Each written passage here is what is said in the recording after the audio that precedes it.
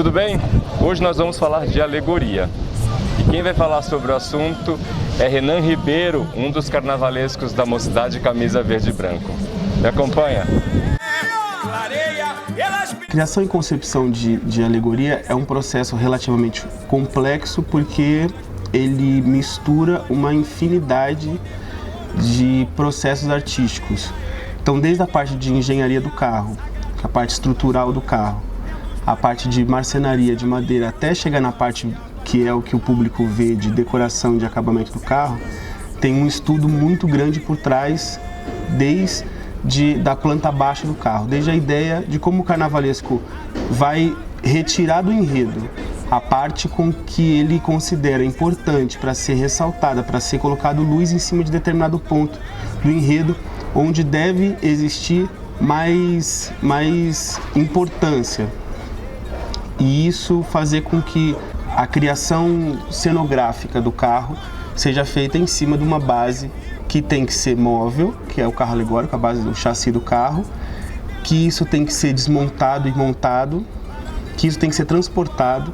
Aqui no Camisa Verde e Branco, para o próximo carnaval, o enredo sobre as rezadeiras, a ideia, na verdade, inicial era dar ao Camisa Verde uma leitura de alegoria mais limpa, de projeto cenográfico mais bem acabado, deixar os carros alegóricos com uma proporção mais humana e não tão gigantesca, não tão monumental, com exceção do carro Abre-Alas, que já, para além da importância dele como objeto de cenografia, também tem a importância dele de abertura do desfile, então isso já tira do projeto alegórico não só a função dele de contar a parte do enredo, mas também de apresentar a escola, de abrir o desfile da escola e começar o espetáculo de forma mais veemente, de começar o desfile mais impositivo e dando para o Camisa Verde e Branco essa aparência mais grandiosa, mais volumosa na abertura. A gente começa a criação das alegorias aqui por um aspecto amazônico, onde eu inicio o enredo das rezadeiras falando sobre as curandeiras, sobre as mulheres ribeirinhas, sobre as mulheres dos povos originários, indígenas. Então eu começo à frente do camisa toda amazônica.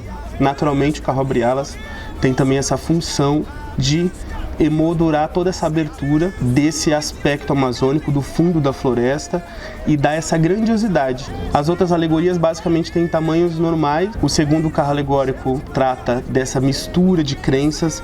O altar das rezadeiras, aquele tipo de altar que todas as vós, as tias tinham em casa, das mulheres que benzem, que tem essa figura do domínio da sabedoria da reza, da manipulação das ervas, das águas, e essa mistura de referências religiosas que as rezadeiras têm, que é essa mistura de santos cristãos com orixás, com entidades de origem indígena, com essa infinidade de referências espirituais que compõem essa sabedoria popular da rezadeira.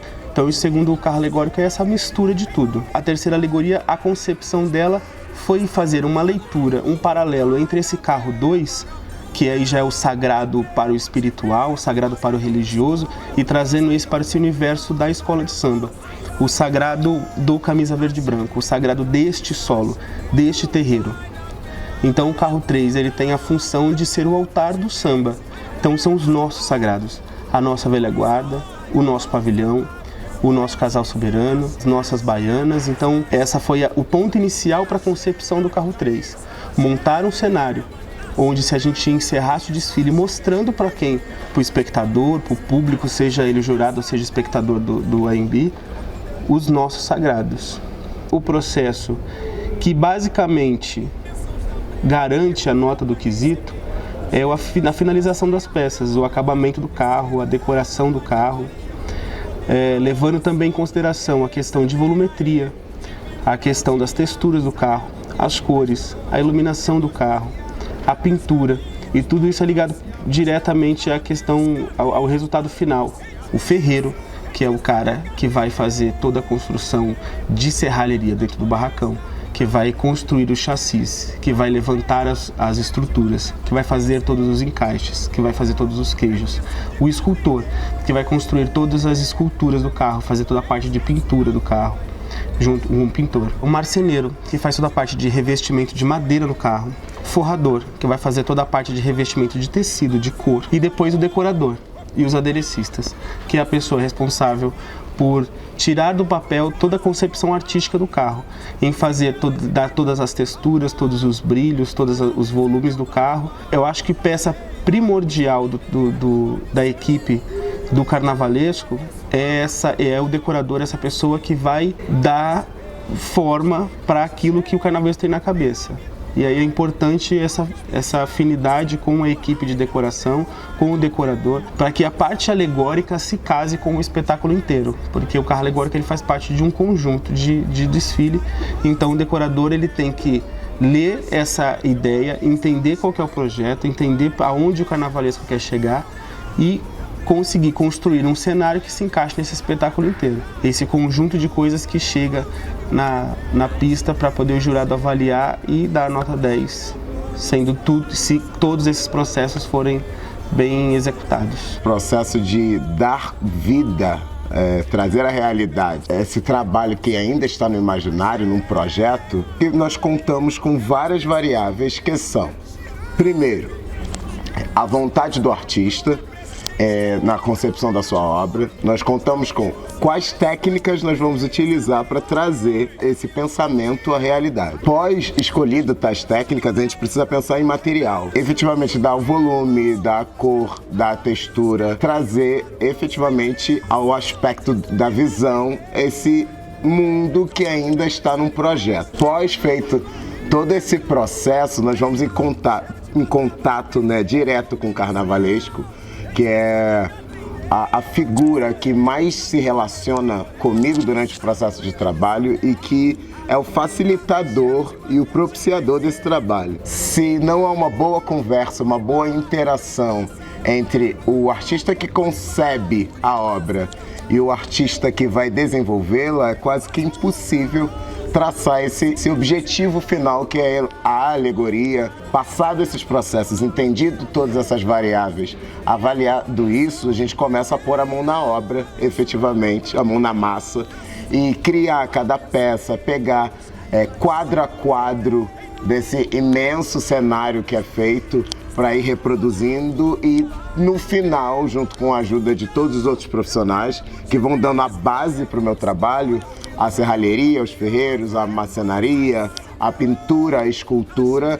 Após todo esse processo, eu entro com a finalização, o acabamento, quase que a cereja do bolo, que não existiria se não fosse toda essa estrutura que é precedida antes de eu iniciar o meu trabalho, que é ajudado, colaborado com os aderecistas da agremiação, os aderecistas que trabalham diretamente comigo, sendo esse último ponto do processo de execução.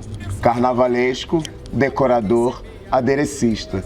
Então os aderecistas, eles são os peões que vão executando todo esse processo lento e que resulta nesse grande espetáculo que nós apresentamos e que pretendemos apresentar em 2022. Sou Vinícius Ossan, historiador, figurinista, cenógrafo, artista plástico, atualmente decorador de alegorias do Camisa Verde e Branco, junto com o Renan, esse grandiosíssimo profissional com quem eu tive o prazer de trabalhar, estreando no Carnaval de São Paulo, estreando com esse profissional. Eu sou Renan Ribeiro, artista plástico, carnavalesco, figurinista, atualmente como carnavalesco do Camisa Verde e Branco, com o enredo Rezadeiras, A Fé do Trevo Te Benzo, A Fé do Trevo Te Curo. Esse é o enredo que a gente vai levar para o próximo carnaval.